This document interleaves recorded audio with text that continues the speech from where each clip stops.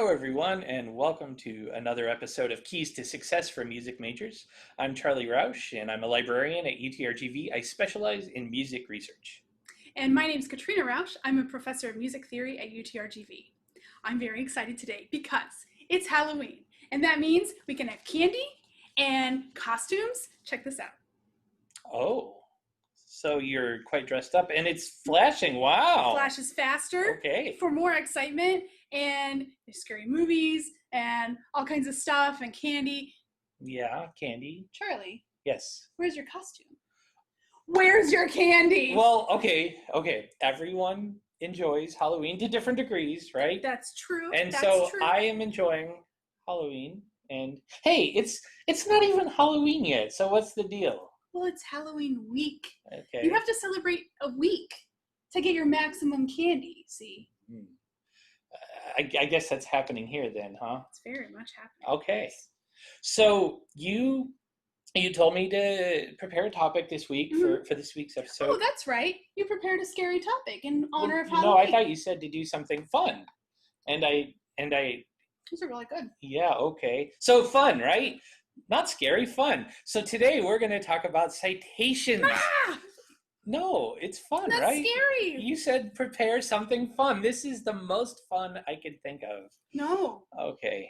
Well, anyways, can we talk about citations? Okay, that's fine. Okay. All right. Do you want a gummy worm? Maybe later. Okay. Later. Thank you. You're welcome. Yeah. Okay. So let's talk about citations for a second, everybody. Yay. They can be confusing. People are afraid of them. There's nothing to fear, I think, though. It's all a matter of breaking things down to some easy components, and then it makes it a lot easier to master this difficult topic. So I'm sure many of you have received assignments, and you have to gather sources, and you have to create a bibliography with the correct style citations at the end, and maybe having footnotes or in-text citations, and that can be a challenging thing. There's so much formatting involved, and so we wanted to talk about that today. First little point, there are different styles, and you need to be aware of the style you are supposed to use for your assignment, or you can get into big trouble quickly. So listed here are the three big ones: APA, Chicago, and MLA style. And we're going to talk about Chicago style in this example, but just be sure to know which one you're going to use, because they all have different rules and procedures to follow.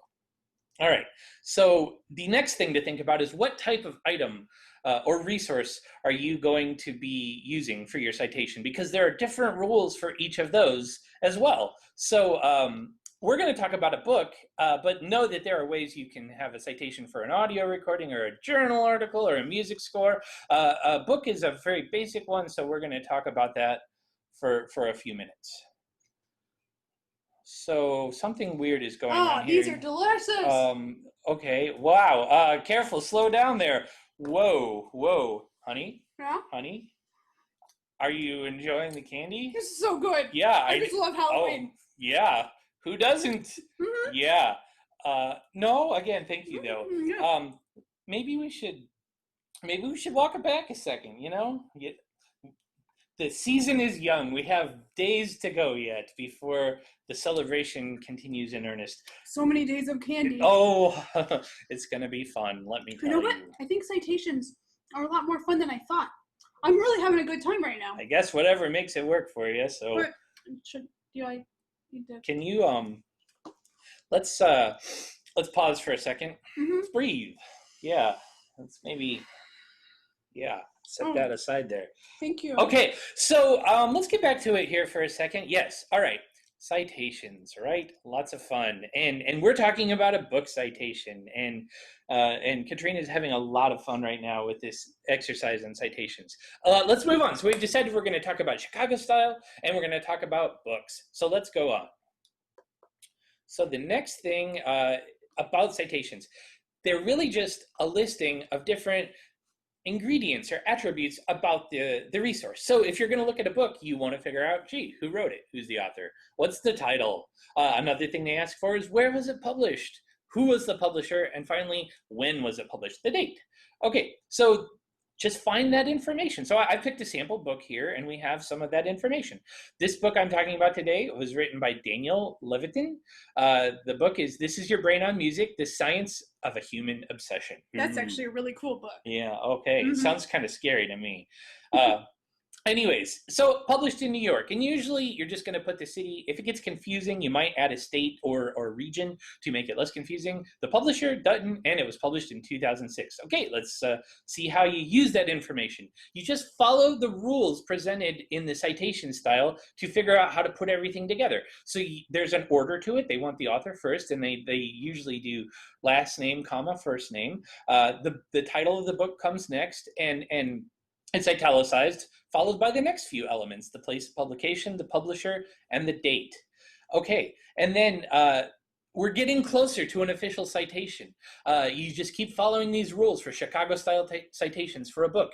And we're going to add in a little bit of punctuation to tie everything together. And they're very precise about asking how this looks. The order and the punctuation you use, it's actually very precise, and it helps you know exactly the elements of the book, so people know exactly which resource you used and how they can find that same resource if they need to. So we've added the punctuation, and you notice at the bottom of the screen, that is a completed citation for a book.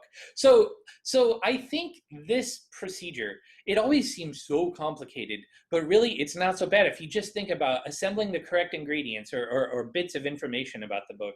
And then you put them in the right order and with the right formatting, and then you start adding in some of the correct punctuation, and then it turns into a correct citation. All right, so the other part of this is, how do I know all this? I'm not making it up. There are rules that are laid down pretty clearly in these citation style guides that give you the instructions on how to build a citation, and they do it for all the different types of resources. It might be different for a journal article. You might use different punctuation or put things in a different order, but the process is essentially the same for each one.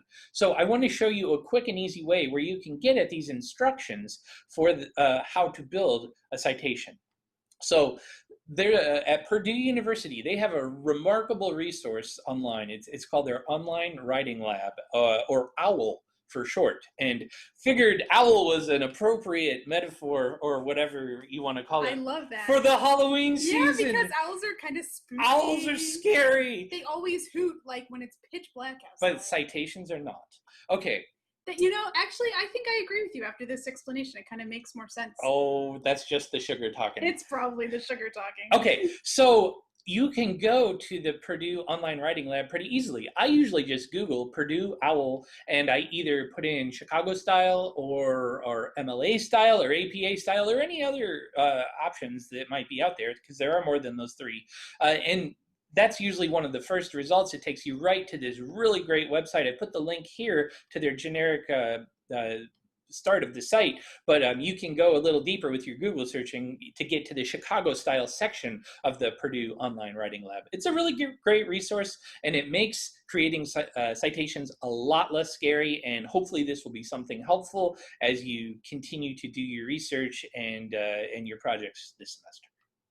Yeah, I think that's awesome. Thank you for that. Honestly, when I was writing my dissertation, I used websites like the Purdue Owl website because I had a huge bibliography. I had to keep everything straight. It really helped me with that.